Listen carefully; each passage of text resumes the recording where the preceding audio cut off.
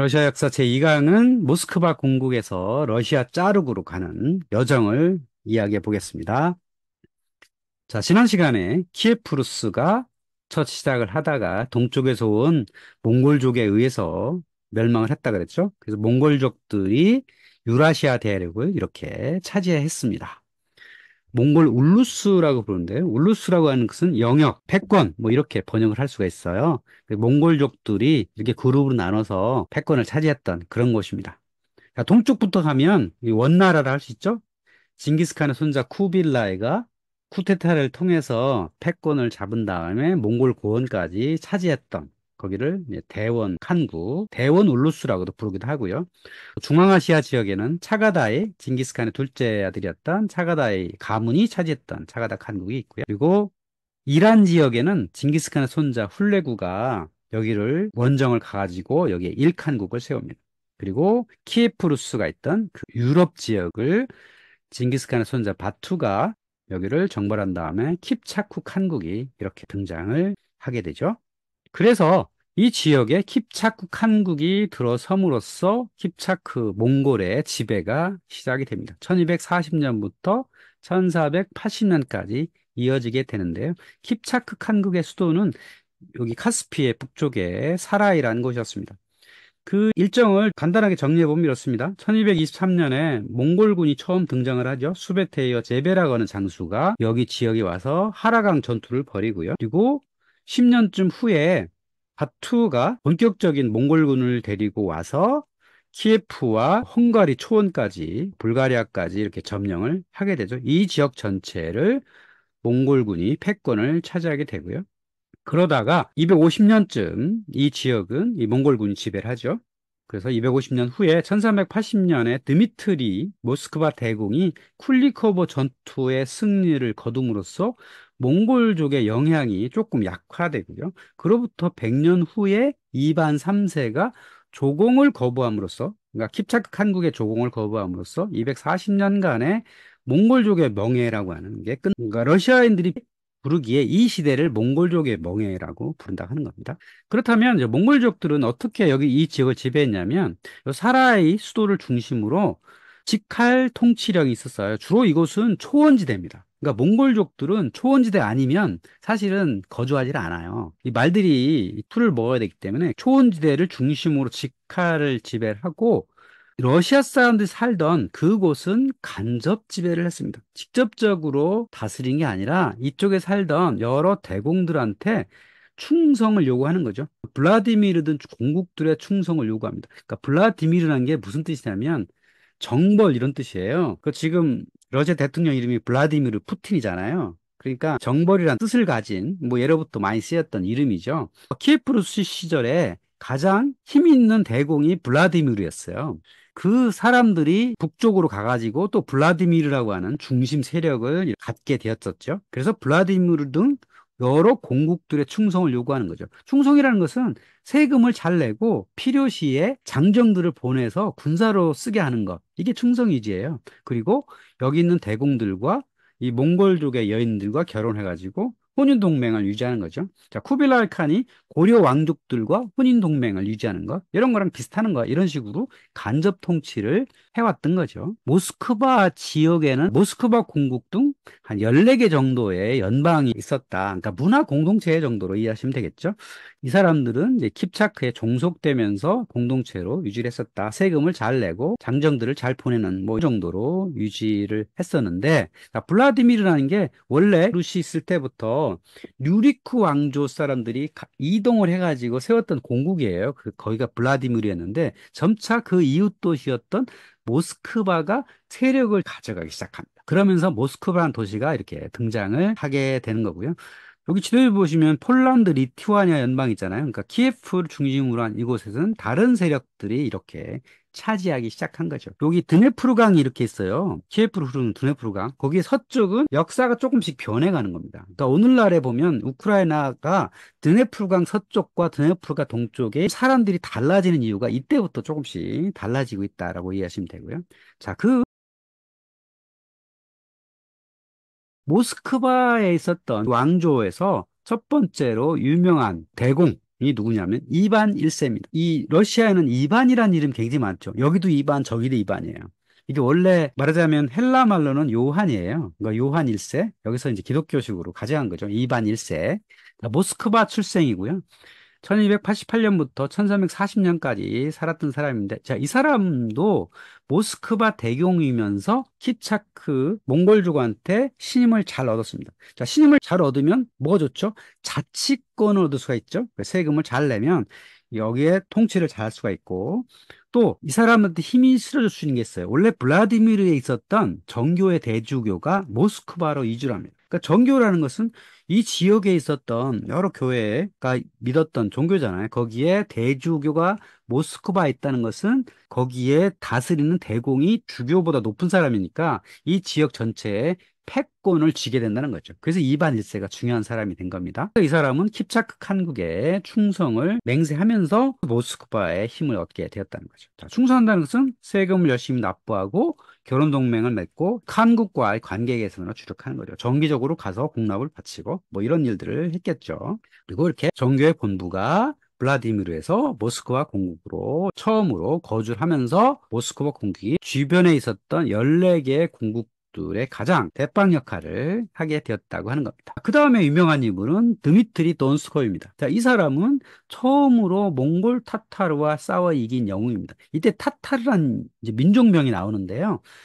그러니까 몽골족이 몽골고원에 출발해서 서쪽으로 이주해서 왔잖아요. 그런데 그 이주해서 오는 과정에 혼연이 많이 일어나요. 주로 투르크족과 많이 혼연이 일어나거든요. 막 섞여요. 이게 몽골족인지 아니면 투르크족인지 섞인단 말이에요. 물론 징기스칸 일족만 빼고 나머지 사람들은 막 섞이는데 러시아 사람들이 볼 때 이 몽골고원에서 왔던 몽골족이든 투르크족이든 이런 사람들을 타타르라고 불렀어요. 그러니까 구분을 못하는 거예요. 그래서 몽골 타타르니 부르는데 이 타타르와 싸워서 이긴 최초의 영웅이 드미트리 돈스코이라는 거죠. 지금도 타타르인들이 있죠. 타타르 자치공학도 있고 크림반도에 사는 대부분의 사람들이 타타르족이라고 불려요. 물론 혈통적으로는 막 섞여 있긴 해도 타타르 문화를 유지하고 있는 그런 사람들이 할 수 있죠. 자, 어쨌든 드미트리 돈스코이가 1359년에 이반 2세 공작의 뒤를 이어서 9살의 나이에 모스크바 대공을 즉위했고, 그리고 1363년에 블라디미르 대공 칭호를 받았다. 그러니까 이 지역의 패권자 칭호가 블라디미르 대공이었던 겁니다. 이 사람이 몽골군과 싸우는데 그 첫 시작은 1378년에 도시내에 주둔했던 타타르 병사들을 몰아낸 겁니다. 일단 지금 모스크바 공국 주변에 있는 이 병사들을 몰아내고, 그리고 두 번째 할 일은 공납을 거부하는 거죠. 정기적으로 10%의 세금을 내던 것을 거부하니까 당연히 타타르에서는 가만히 안 있겠죠. 그래서 2년 후에 타타르 칸 마마이가 20만 대국을 이끌고 모스크바로 쳐들어왔습니다. 그때 만났던 전투가 쿨리코버 전투입니다. 자, 몽골군과 돈광변에서 대치를 해요. 그때 모스크바군이 승리를 합니다. 처음으로 이긴 거죠. 그 전까지는 몽골군에 대해서 제대로 이긴 적이 없었는데 처음으로 승리를 거둬가지고 이때 위협적이던 타타르에 대해서 처음으로 자신감을 갖게 되고, 그럼으로써 모스크바가 이 지역, 이 러시아 지역이라 불리는 그 지역의 중심지로 자리 잡게 되는 계기가 된 겁니다. 자, 그렇다면 이 몽골 타타르는 왜 이 전투에 졌을까요? 그 이유를 보면 이 몽골족의 전투력이 약화되었기 때문에 그런 거고요. 전투력이 약화된 계기는 내분이 생겼기 때문입니다. 그러니까 킵차크 칸국이 이 지역을 지배하면서 100년이 넘어가니까 점차 내분이 벌어지고, 그러면서 군사력이 약화되고 해서 이 전투에서 패하게 된 겁니다.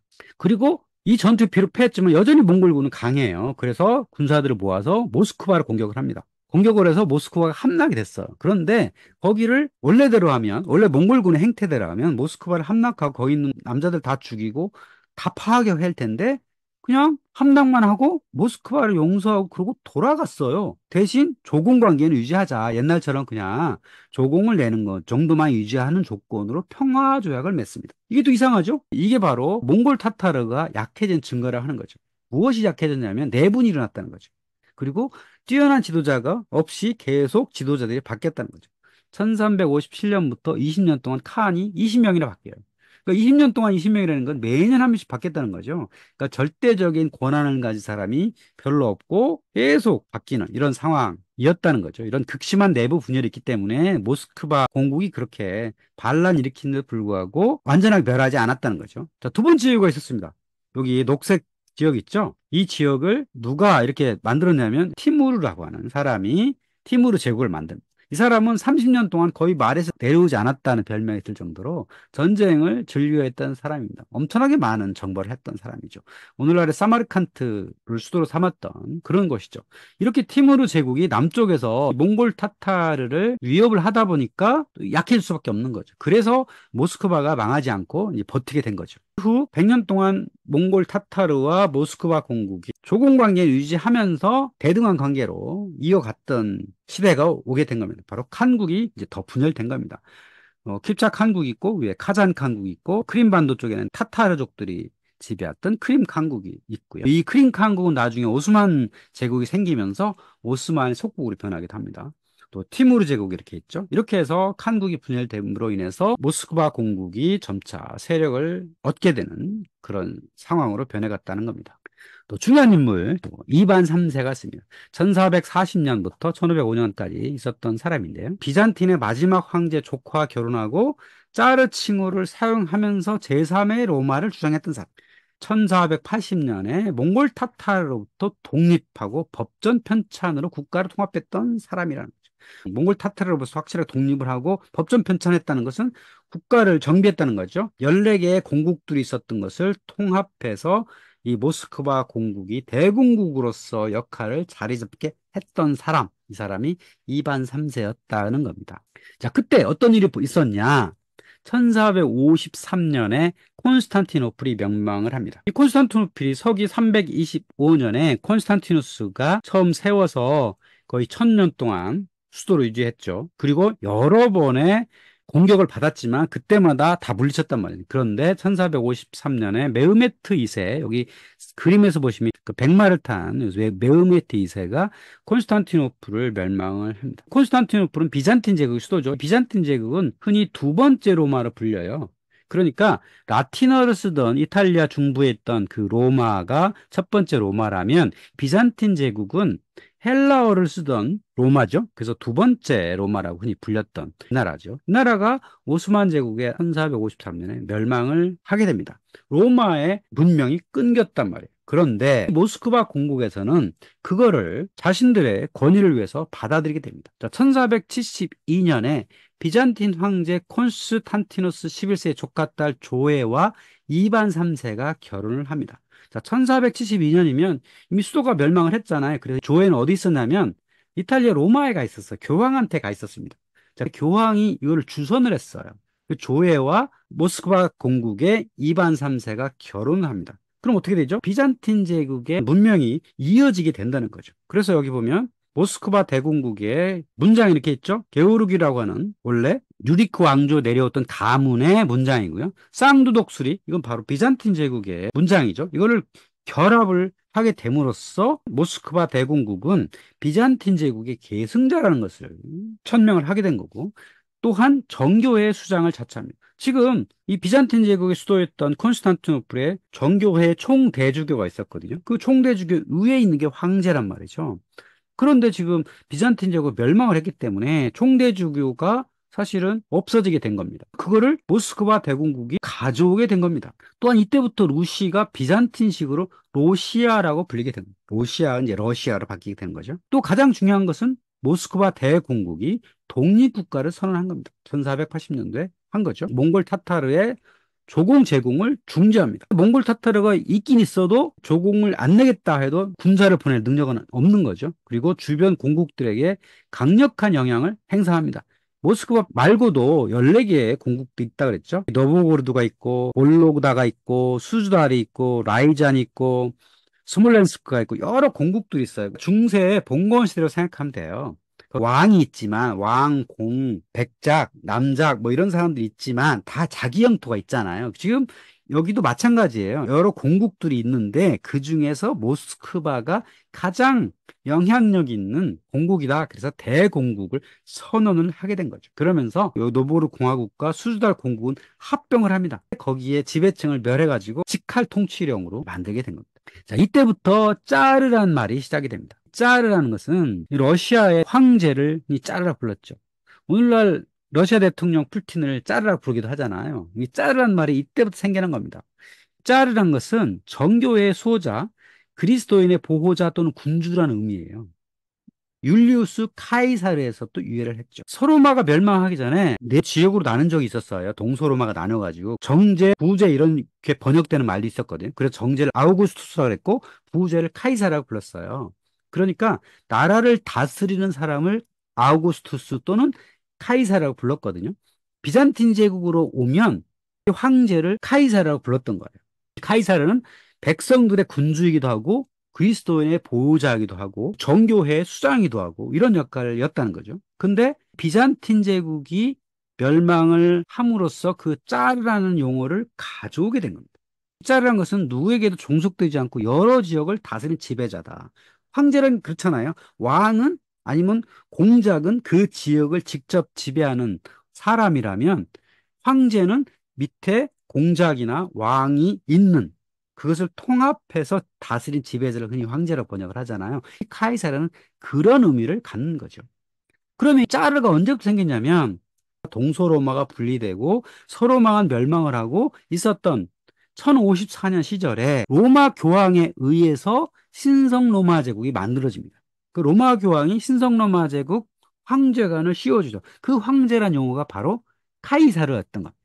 서로마 지역에는 서로마 교황이 맨 위에 있고 그 밑에 신성 로마 제국 카이사르가 이렇게 있었던 거죠. 근데 동로마 제국에서는 황제가 교황을 겸임이었던 거거든요. 동로마 교황이자 카이사르였습니다. 이게 1054년이었죠. 자, 그런데 1453년에 비잔틴 제국이 멸망을 합니다. 황제이자 카이사르가 없어진 거죠. 그것을 러시아가 가져온 겁니다. 서로마 지역에서는 교황이 위에 있고 그 밑에 신성로마 제국 문장이 있죠. 여기도 쌍두 독수리죠. 로마 제국에 문장했던 쌍두 독수리 이렇게 가져다 썼었죠. 자, 그러다가 신성로마 제국이 1806년 나폴레옹에 의해서 없어집니다. 그 황제 자리가 없어진 거예요. 그래서 그 황제라는 용어, 그 카이사르라는 용어가 이제 오스트리아 제국으로 가고 또 프로이센 왕국에서도 우리도 카이사르야 라고 가져가고 프랑스 혁명에 의해서 나중에 나폴레옹이 황제가 되잖아요. 그것도 카이사르예요. 그러니까 나폴레옹 카이사르인 겁니다. 여기서 카이사르가 이렇게 쓰여요. 자, 그러면 이 동로마 제국, 그러니까 비잔틴 제국의 황제는 어디로 가냐? 바로 러시아로 가게 됩니다. 그래서 비잔틴 제국에 있던 황제가 러시아 짜르국으로 자연스럽게 이전을 하게 되었다는 거고 또 정교의 중심지가 러시아로 옮겨졌으니까 자연스럽게 짜르라고 불만한 거죠. 그러니까 짜르라는 것은 당연히 교회와 함께하는 교회의 수호자 이렇게 볼 수가 있겠습니다. 그리고 이반 3세에 의해서 이제 확장이 됐는데 그 아들 바실리 3세도 이제 동쪽으로 계속 영역을 확장을 하게 되고 주변 공국들을 병합을 하게 됩니다. 지속적으로 공국들을 병합하고 직접 통치국을 만들고 동북방 지역으로 영토를 확장을 하게 됩니다. 또 중요한 것은 자, 공국들을 멸하고 확장을 하면 어떻게 되죠? 이 사람들이 이 공국의 원래는 지배자였는데 이제 모스크바 대공국의 말하자면 귀족으로 포섭이잖아요. 그러니까 이 사람들이 여전히 힘이 갖고 있죠. 노브고르드 공화국의 땅을 가진 귀족들이잖아요. 이 사람들이 세력을 갖고 있단 말이에요. 이 사람들을 흔히 보야르라고 불렀어요. 그러니까 모스크바 대공국의 짜르, 보야르와 끊임없이 긴장 관계에 있을 수밖에 없어요. 이때 짜르가 얼마나 정치력을 발휘하느냐에 따라서 이 대공국의 힘의 크기가 달라질 수 있겠죠. 그래서 이반 3세하고 바실리 3세 시절에 보야르를 견제해가지고 왕권을 강화하는 게 큰 임무, 역할이 되겠죠. 뒤에 역사에서도 귀족들하고의 짜르와 관계가 굉장히 중요해요. 그러니까 짜르가 힘을 쓰려면 귀족들이 힘을 눌러야 되고, 짜르가 힘이 없으면 귀족들이 들고 일어나고, 뭐 늘 힘의 균형 유지하는 게 중요했죠. 이반 3세 다음에 유명한 인물은 이반 4세 그로즈니라고 하는 사람입니다. 러시아 짜르의 최초 짜르. 그러니까 그 전까지는 비잔틴 제국에서 짜르를 가져오긴 했지만 이건 내부적으로 우리는 짜르야 정도 했는데 이반 4세부터는 아예 공식적으로 나는 지금 이 러시아 대공국의 짜르야라고 천명했던 이 사람이 이반 4세입니다. 강력한 왕권을 구사한 최초의 짜르다. 자, 그전까지는 여전히 지역 공국들이 강하면 이 짜르라고 사실 얘기하기 어렵잖아요. 근데 이 사람 때 와가지고 지역의 공국들을 다 제압을 했고 보야르들을 눌러가지고 확실하게 짜르로서의 권력을 쟁취하게 됩니다. 그 과정에서 많은 이들을 죽이고 잔인한 행각을 벌였고 심지어 아들까지 죽이는 등 문제적 인물이었습니다. 그래서 이 사람을 이반 뇌제라고 일본 사람들이 번역을 했는데요. 천둥과 같은 황제다 이렇게 뇌제라고 부르는데 영어로는 이반 더 테러블이라고 해요. 아주 테러블한 이반이었다. 아주 골 때리는 사람이었다. 뭐 한마디로 이렇게 볼 수가 있겠죠. 자, 그렇다면 이반 사세가 이렇게 골 때리는 사람, 뭐 뇌제 이런 사람으로 불리게 된 원인이 있을 거 아니에요. 이 사람 원래 성격이 그랬나? 이 보면 다 이유가 있어요. 이 사람이 처음에 3살 때 즉위를 합니다. 아버지가 일찍 죽어가지고 3살 때 즉위를 했는데 3살 때 뭐 뭘 하겠어요? 그러니까 어머니가 이제 섭정을 합니다. 그런데 어머니도 8살 때 독살이 됩니다. 아마도 보야르들에 의해서 독살이 되었겠죠. 자, 그러다 보니까 지금 짜르는 8살이고 주변에 보야르들이 많죠. 그럼 당연히 보야르들이 횡포를 부를 수밖에 없죠. 짜르니까 죽이지는 못하고 살려두긴 하지만 음식도 제대로 주지 않고 여러 치욕을 줍니다. 궁중에서 이렇게 연회도 베푸는데 제대로 먹을 것도 안 주고 뭐 이렇게 합니다. 그리고 궁중에서 살인 사건이 14번이나 일어나는 등 보야르들 간에 이제 권력 다툼이 일어나죠. 당연히 그러겠죠. 또 이 사람한테 왕비를 제공함으로써 힘을 얻으려고 하는 궁정의 다툼들이 자연스럽게 있게 마련입니다. 이 이반 사세는 이제 때를 받죠. 17살 때까지 그런 치욕을 견디면서 시간을 보다가 다른 보야르들의 또 힘을 얻어가지고 궁중에서 횡포를 부리던 보야르들을 숙청을 하기 시작합니다. 자, 그러니까 3살 때부터 17살 때가 있었던 그런 수많은 치욕들, 궁중을 어지럽히는 보야르들, 이런 사람들 때문에 성격이 좀 포약하게 되고 이들을 처치하지 않고서는 권력을 얻기 어려우니까 이런 행위들을 하게 된 것. 보야르들을 처치하려면 어떻게 해야 돼요? 자기 힘을 얻어야 될 거 아니에요? 보야르도 땅이 있고 병사들이 다 있단 말이에요. 그 사람들을 제압을 하려면 친위대가 있어야 되겠죠. 그래서 오프리츠니크라고 하는 특별 군대를 편성을 합니다. 자, 이들은 검은 옷을 입고 검은 말을 타고 다니면서 8년간 활동을 합니다. 그래서 여러 보야르들을 죽이고 너무 많은 사람 죽여가지고 이렇게 소문이 날 정도로 비밀 경찰처럼 활동을 많이 했다는 거죠. 여기 재미있는 그림 있어요. 이쪽에 이게 이반 사세인데요. 뒤에 교회가 있죠? 성 바실리 교회인데 교회가 있고 그 앞에 빨간 옷을 입은 이반 사세가 있어요. 도끼를 들고 있죠. 그리고 이 나무통 위에 사람 머리가 올려져 있습니다. 그러니까 이렇게 이반 사세가 성당 앞에서 사람을 참수하는 모습으로 그림을 그릴 정도로 뭐 너무나 많은 사람들을 죽였다고 하는 겁니다. 그래서 이반 더 테러블이라고 하는 별명이 붙었다고 하는 거죠. 그러니까 이런 보야라들간 또는 쿠데타를 일으키려고 하는 사람들을 제압하는 활동들을 통해서 결국은 강력한 중앙 집권 체제를 구축합니다. 17살 때부터 오야르들과의 싸움을 통해서 중앙 집중된 권력을 갖게 되고요. 거기에 일환으로서 최초의 의회를 성립합니다. 영국에도 원래 이런 의회가 생긴 게 귀족들의 모임이거든요. 그러니까 이반 사세는 궁중을 어지럽히던 그 보야들을 제압하기 위해서 그동안 힘을 못 쓰던 귀족들의 자제들을 불러 모아가지고 일종의 국민회의 같은 걸 만든 거예요. 그래서 이게 최초에 성립한 게 한 건데 목적은 이 사람들의 권익을 향상시키려고 하는 게 아니라 보야르들을 제압하기 위해 했다는 거죠. 그리고 대외적으로 아예 공식적인 짜르라는 걸 선언을 하게 됩니다. 그 선언하게 된 또 계기 중에 하나가 주변에 있었던 아잔 칸국, 카잔 칸국 등 몽골 타타르족들을 정벌하면서 대외 천명을 하게 되었던 거고요. 이 카잔 칸국을 정복한 기념으로 성 바실리 대성당도 건축을 합니다. 성 바실리 성당은 모스크바를 상징하는 랜드마크죠. 나폴레옹이 침입했을 때 2차 대전 때 많이 파괴됐었는데 최근에 아주 복원을 해가지고 깔끔하게 되어 있죠. 또 이번 사세 때 뭘 많이 했냐면 여전히 앞에 선조들을 했던 것처럼 동방 지역으로 계속 정벌을 하게 됩니다. 이때 본격적으로 우랄 산맥을 넘어서 시베리아 정벌을 하게 됐는데요. 1581년에 카자크 대장 예르마크란 사람을 통해서 오비강을 넘어서 이리티시강 유역에 자리한 시비르 칸국을 공략을 합니다.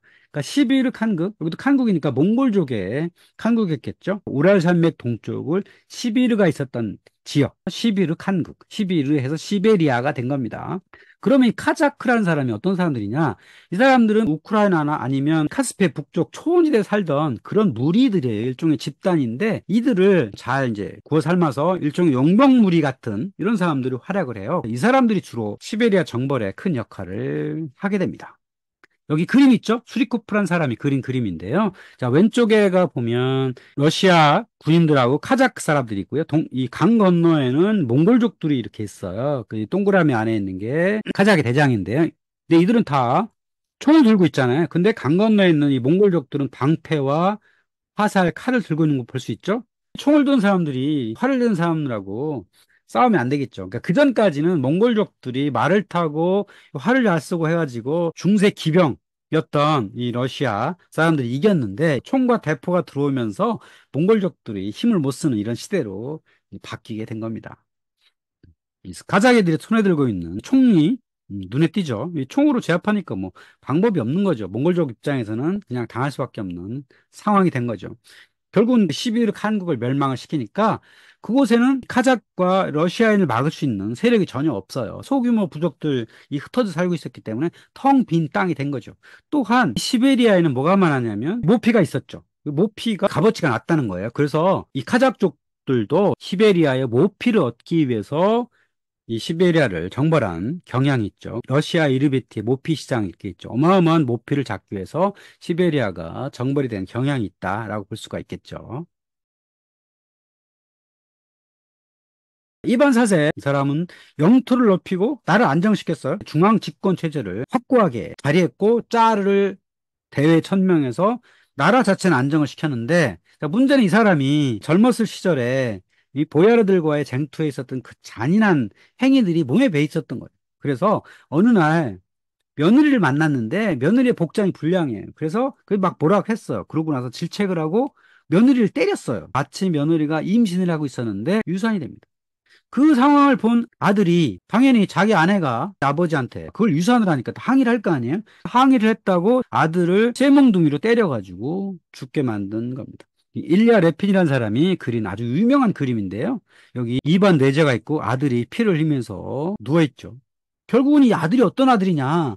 후계자였단 말이죠. 황태자였단 말이죠. 이 사람이 후계자인데 이 사람을 쇠지팡이로 때려 죽임으로써 이후의 혼란을 자초하게 된 겁니다. 그래서 이반 뇌제 다음에는 동란의 시대가 29년간 이어집니다. 이반 사제가 죽은 다음에 마땅한 후계자가 없어졌어요.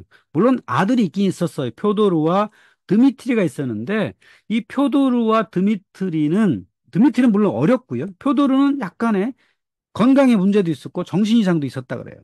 그래서 귀족 중에 한 명이었던 보리스 고두노프가 실질적 통치를 했습니다. 이 사람은 어떤 사람이었냐면 러시아화된 몽골 가문 출신의 짤의 처남이었어요. 자, 얼굴도 몽골족 혼혈 같아 보이죠. 문제는 자, 이 사람이 실질적 통치를 하니까 보야르들이 이 사람의 권력을 인정을 안 하잖아요. 당연히 이 사람은 여기 원래 가문 사람도 아니고 하니까 그러니까 또 다시 궁정 내 치열한 권력 다툼이 발생할 수밖에 없었던 겁니다. 또한 이 시대에 가짜 짜르 사건 등의 혼란이 벌어집니다. 그러니까 드미트리라고 하는 이반 뇌제의 아들이 있었는데 어릴 때 죽었는데 소문에 의하면 수도원에 보내졌다. 그래서 수도원에 은둔하고 있다가 어느 날 갑자기 내가 드미트리다라고 나와가지고 사람들이 속았어요. 그래서 드미트리가 짜르로 등극하는 이런 일들도 있었죠. 물론 가짜 드미트리가 제대로 된 능력을 갖고 있지 않았기 때문에 귀족들은 이 사람을 인정할 수 없었죠. 가짜 드미트리 사건이 두 번이나 있을 정도로 혼란기가 찾아옵니다. 당시 러시아가 얼마나 후진적인 나라였는지 이 가짜 드미트리가 국정을 좌지우지할 만큼 제대로 체계가 잡히지 않았었나를 알려주는 그런 사건이라고 할 수가 있겠습니다. 이로부터 왕조가 바뀌는 이 시대가 오게 됩니다.